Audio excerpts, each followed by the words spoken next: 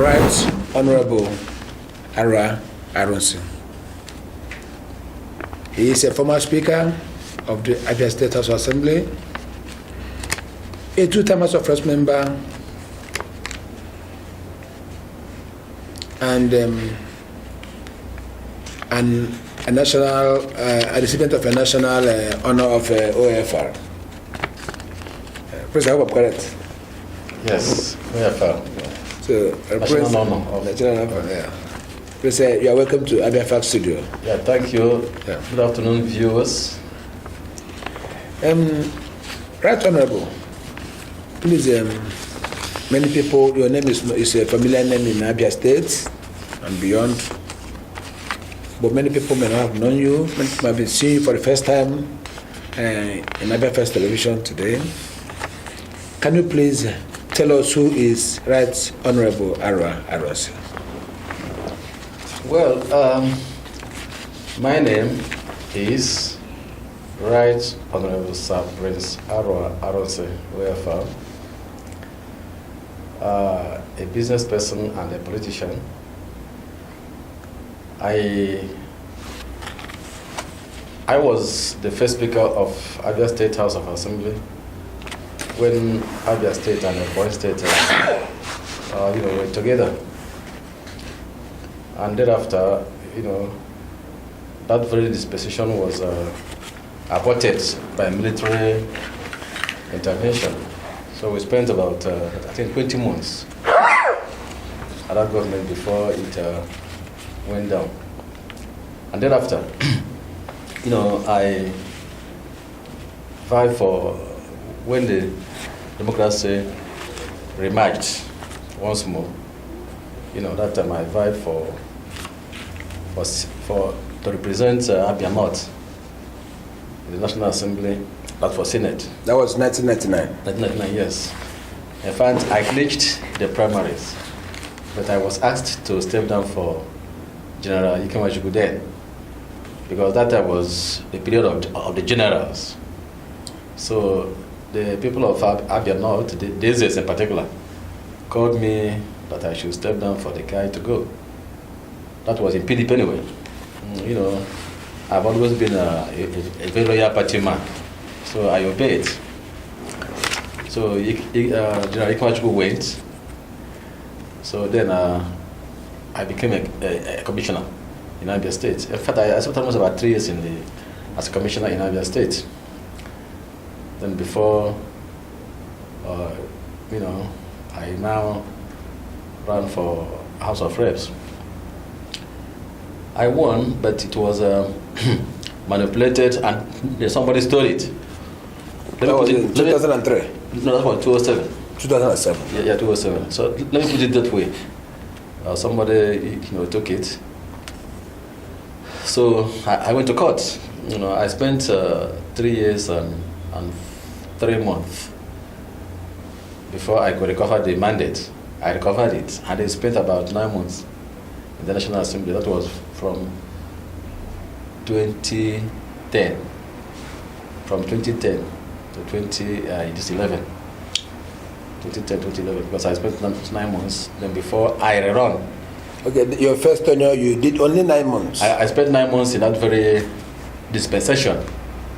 Then before I run again and went to the National Assembly, I spent another 4 years. Altogether, I spent 4 years and 9 months in the both 6th and 7th Assembly. Okay? So I was to run again. Then before I was asked to step down because of political experience. So as a party lawyer, then I obeyed again. Honorable, what has been raising controversy out there since you declared your intention to run again is that you have done 2 tenures. Not minding that the first one was you did only 9 months. Then the second one you now completed it fully. Why do you want to go back to the house? Which I say, the 2 terms 8 years is a number. 1 term, 4 years is a number. Now, I've been in the system for quite some time.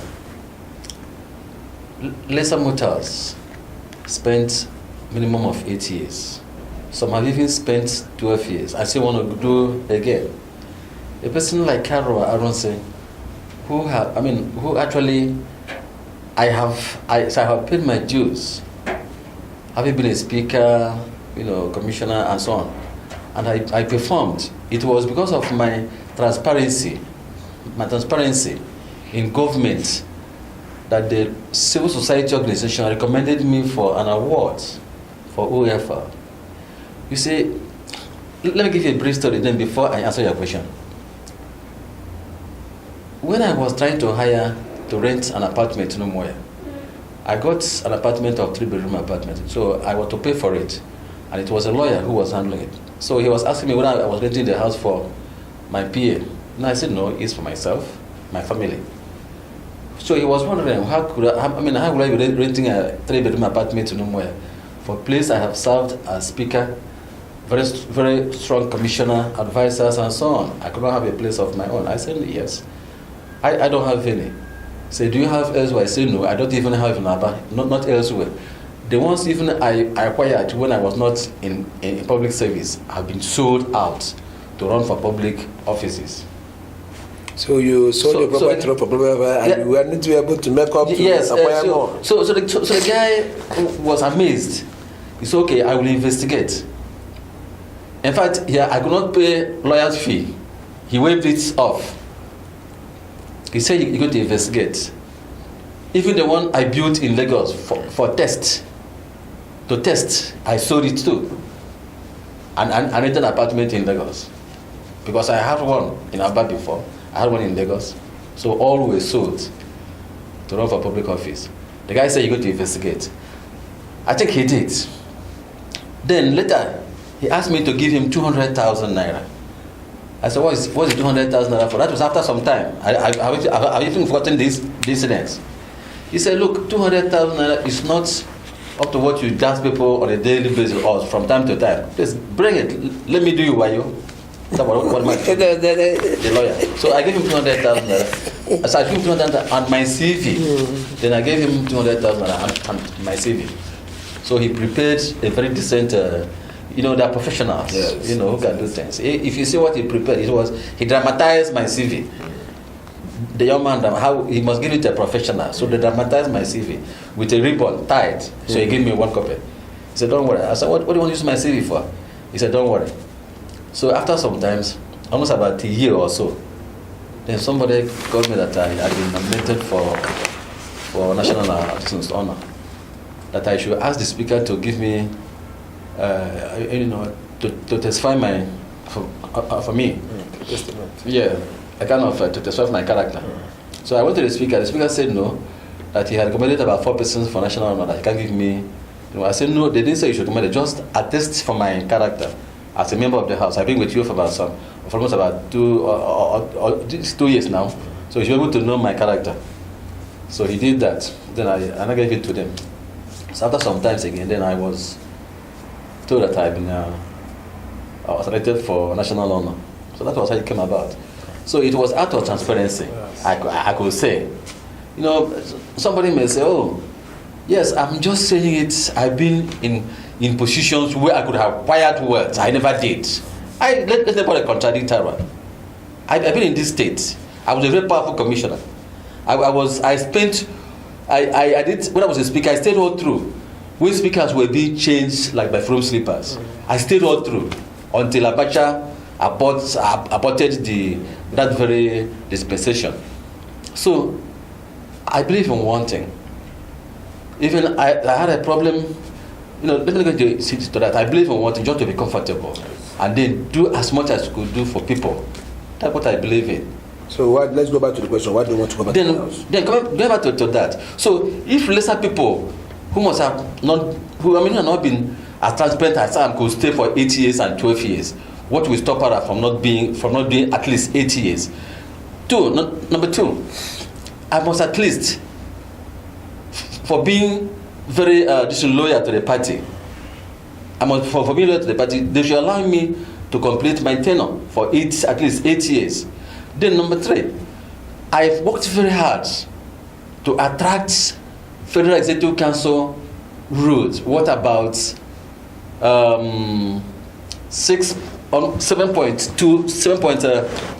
billion naira, with working in synergy with Senator Skochukwu Merije.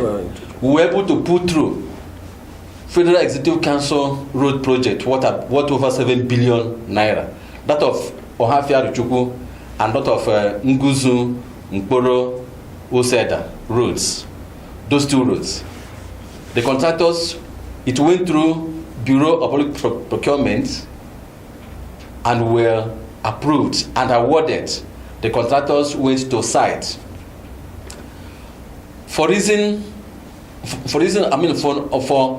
Unfortunately, I would say the contractor didn't do very well because they were mobilized. That of Nkporo-osso Edda Road, they were mobilized for over almost 500 million naira.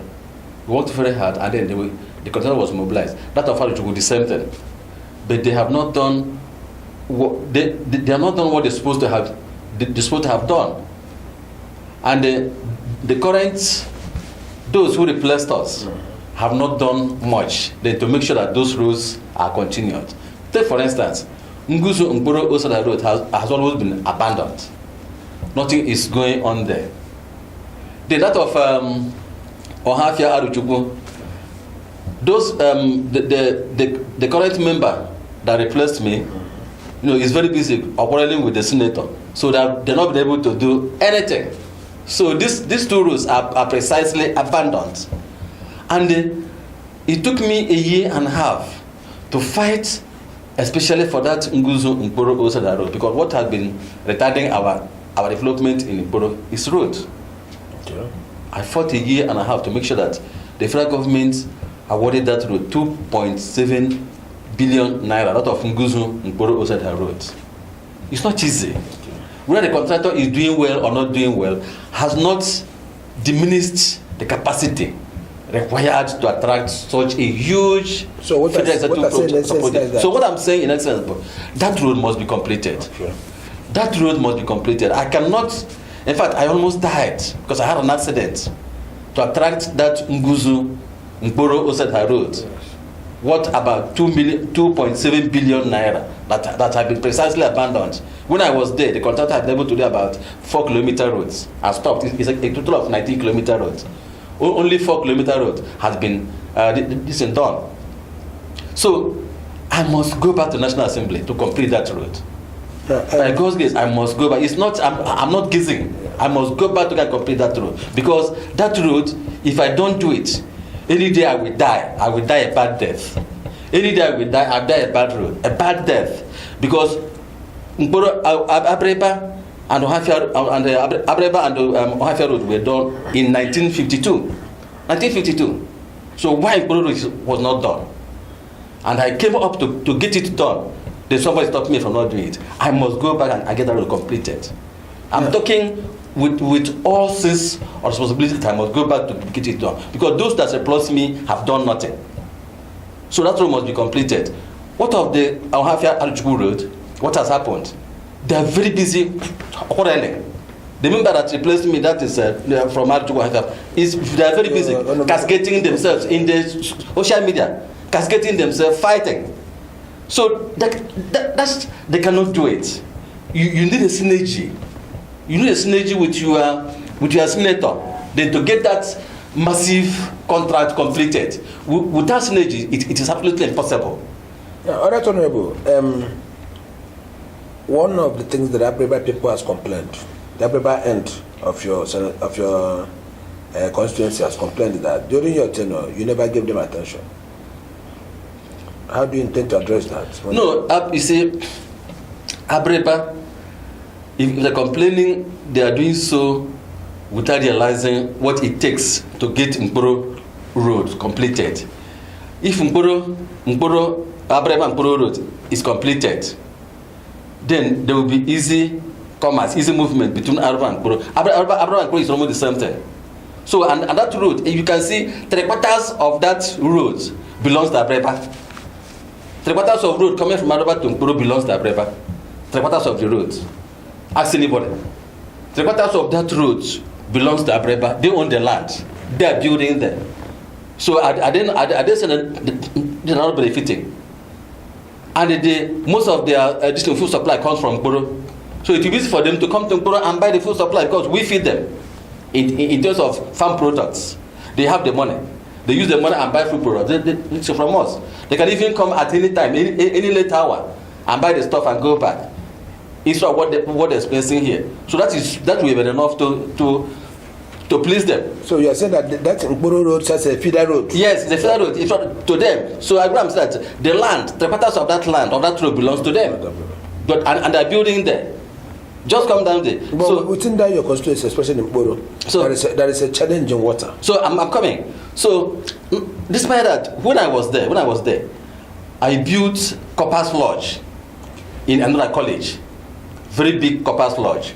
That is 3-bedroom flats and a 2-bedroom flats combined. 2-bedroom and 3-bedroom flats for Corpus in another college. I also built the lab was nothing to ride home with for. So I built the lab, equipped it. That was Center College. Those were the two things. I mean, what I did in Abiriba proper. Then, despite that, I also did a rehabilitation of the water system because they have surface water system, okay, which was also touched. Okay. But you see, if I haven't done anything for Abiriba, there's no way they have given me chieftaincy title, Ekweme one of Abiriba. Okay. So would they, if I have done nothing, would they have given me Ekweme one of Abiriba when I was not even in power? When I have left, even from when I was a speaker, after I left as a speaker, they gave me chieftaincy title, Ekweme one of Abiriba. In fact, I have done what I would say tangible, let's say you have abstract, tangible things for Abiriba. When I was a speaker, I made it known to them that you cannot continue going to school, acquire master's degree, and go to carry container. That you should join civil service. They didn't like it, but some of them did. Now they are directors. I employed some. Okay. They refused. They were all going to buy containers. I said, no, you can't do that. That is a structural change. Okay. I did it. Okay. Structural change of that community. Most of them are now in the ministry. Yes. I employed some. They have risen to chief engineer, directors, assistant directors.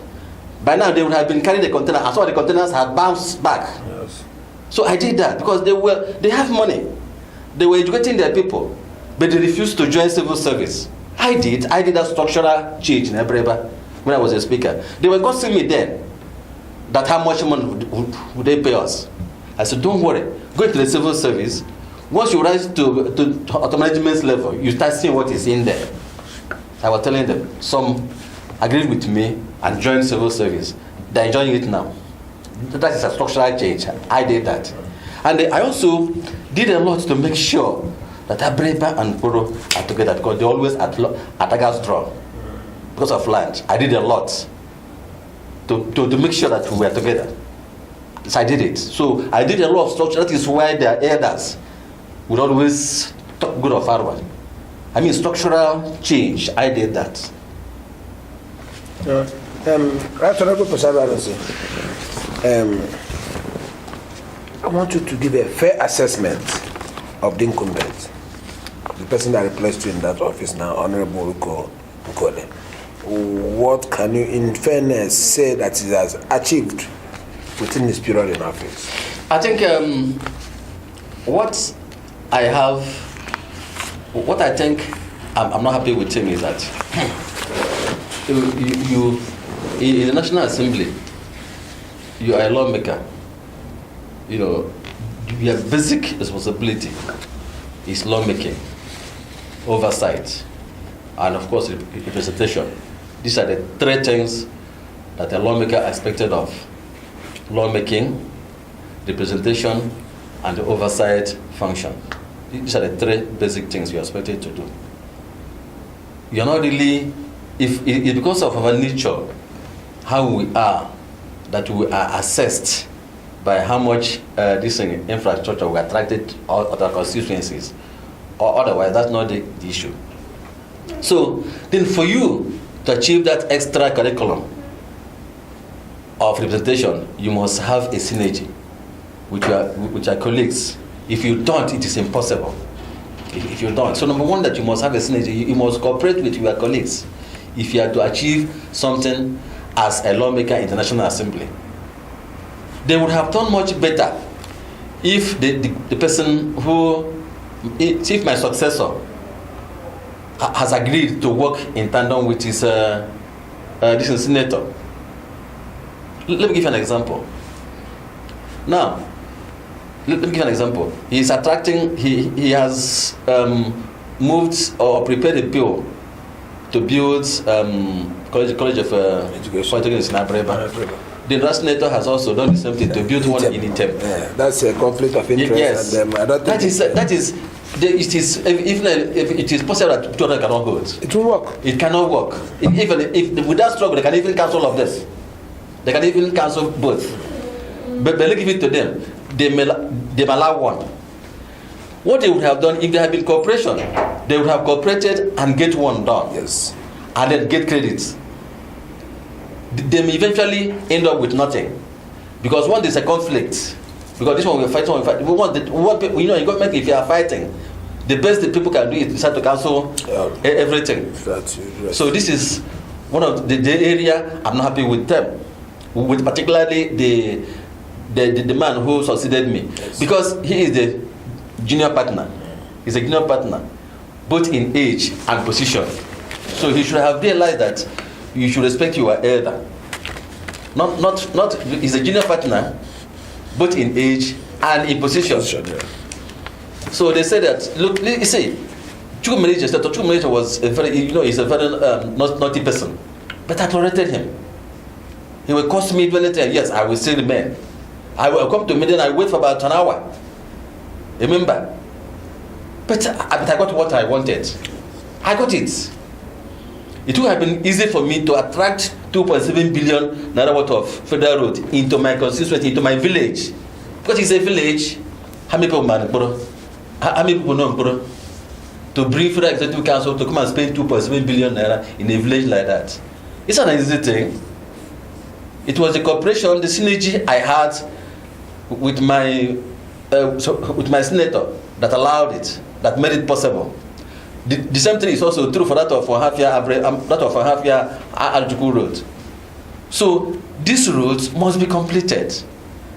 Anything I will do to make sure that those roads are completed, I will do it. And one of them is to go back to National Assembly. And the questions people keep asking is, why didn't you contest the 2014 election when you had the opportunity of doing that? 2015. 2015. When you had the opportunity of doing that? No. I contested. I contested. In fact, I was coasting to a win. I was coasting then to win, because I'm usually a very strong personality, a very strong person. Besides that, God is always with me, because my mandate said God's glory mandate. You can imagine somebody who ran an election, powerful guys took it away from him. Then I went to the court, fought about 3 years and 9 months. And 3 months. I got it back. So it's by God's grace that such thing will happen. It's like holding a lion. Hold lion tight, hold it tight, and put your hand into his mouth and go to the stomach and take back what it has swallowed. That's lion. So you can imagine. So there's no way you can do that one physically. There must be a spirit of God there. So it was God's this grace that made it possible for me to get back that mandate. Then I was running again to complete my 8 years tenure. When I was stopped a day to the primaries. The primaries was to hold on Friday. On Saturday. I was called on Friday to step down. I was called on, whatever is the reason. I put it that it was as a result of political expedience that made it possible, or must have engineered them to ask me to step down, maybe overall party interest or whatever. but I obeyed. We were about 2 of us that were called to step down, and we did. Now, so having obeyed, having stepped down, this time around, I think I should be allowed to complete my 8 years or tenure. Now, So because I have not spent 8 years. Since you left office, having looked at what your constituency looks like before, during your period, and now, are you saying, is it progressive or retrogressive? Has it been retrogressive or has it been progressive? You say there is if I had contested and won, I represented Ohafia constituency, there is no way things would have been the way they are. Like I said, the two roads were abandoned. Okay. The two major roads that will determine our future were totally abandoned. So if I were there, there's no way, because the same capacity, the stamina, the synergy, the dexterity I must have used to attract that road, I would have applied it again, then to make sure that the road continued. Now, why was the road abandoned? Was it that the road was for lack of funding? No. Was it not appropriated for? No, let me put it this way. They were working on the road then before we came out. Okay. The commissioners and I all came out. Okay. Because money was appropriated we left in 2015. 15 years. Money was appropriated in that 2015, which were paid to them. Okay. But unfortunately, they didn't use it wisely. Okay. Both Aruchuku and Ohafia. I mean, both Ohafia Road, Ohafia Aruchuku Road, and that of Nkporo-osso Edda Road. We put money in the budget in 2015. We left in 2015. Yeah, 2015. So we put so there was appropriation in 2014. There was appropriation in 2015. But that of 2014 was not paid because they didn't do anything. But that of 2015 was paid. Okay. That is why we are not happy. In fact, we are planning to demonstrate because the money paid to the contractor on 2015 budget was not used. And that was why I got into. A contract usually is they will give you money to do a particular job. Yeah. So let me answer your question. Why was it? No, let me answer. You should answer why has there been progress in the constituency as far as Nkporo is concerned? Nguzu, Nkporo-osso Edda Road, none. Because the contractor has not done anything since 2015 to date. The contractor has not done anything from 2015 to date. 2015, 2016, 2017, this is 2018, right? Yes. 2018, right? 2018, yes, right. So the contractor has not done anything except the one that he did when I was there. That of Nguzu, Nkporo-osso Edda Road. The contractor has done nothing. So we plan to demonstrate. In fact, we learned that the Minister for Works is coming to this is Abiriba on Thursday. So we are preparing to demonstrate against the contractor. I've arranged it. We're going to demonstrate against the contractor if the minister comes. He's a Yoruba guy who wanted to company from Ibadan. So nothing has happened since that time, and that road, I'm committed to it. I have passion for it, and there is no way that road will not be committed. And the only way to commit it will be done to be committed is to go back, and I'm going back. So somebody will say we are talking with authority. Yes, I'm talking with authority. I'm going back. So what hope are you now giving your constituents? Well, the hope I'm giving them is that they know who Arua is. I want to go back to complete my tenure. Less mothers have done 8 years. Some have even done 12 years and still want to go again. So there's no reason a person like Arua who has been observed to be transparent, then to work hard, then to have capacity, should not go back and complete those roads. So I will go back to complete the roads. Thank you very much, Right Honorable.